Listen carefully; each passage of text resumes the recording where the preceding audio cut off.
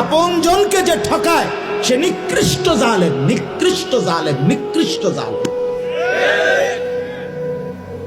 আপন স্ত্রীর মোহর যে আদায় করে না সে একদম নিম্নমানের মানুষ, একেবারে অসভ্য, একেবারে অসভ্য, একদম অসভ্য। এটা আপন স্ত্রীর মোহর যে দেয় না, আপন বোনের সম্পদ যে দেয় না, আপন ফুপুর সম্পদ যে দেয় না, আপন জনকে যে বঞ্চিত করে, বিশ্বাস করেন একেবারে নিকৃষ্ট অসভ্য লোক ছাড়ার কিচ্ছু নাই।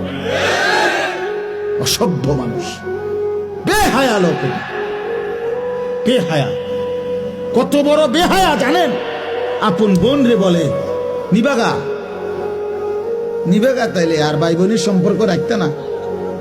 হ্যাঁ, আমি জানি না, আমরা তো এই দেশের মানুষ, আমি জানি না, আমি কি শান্তির দেশে থাকি নাকি?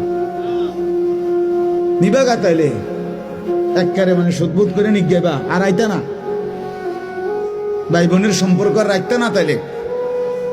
হ্যাঁ, এই 10 শতক নিবাগা। তার মানে কি বুঝাইতে চাইতেছে জালেমে?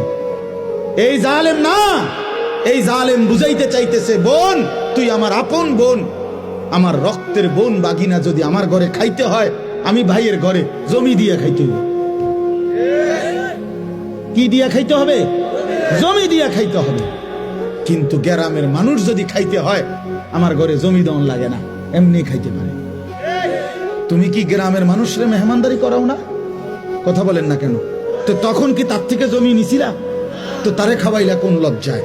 আর আপন বোনের বেলায় কও যে নিবাগা, আর আইতা না তাহলে আর নিতে না, একবারে নিবাগা সুদবোধ কইরা। কি পরিমাণ বেহায়া মানুষ!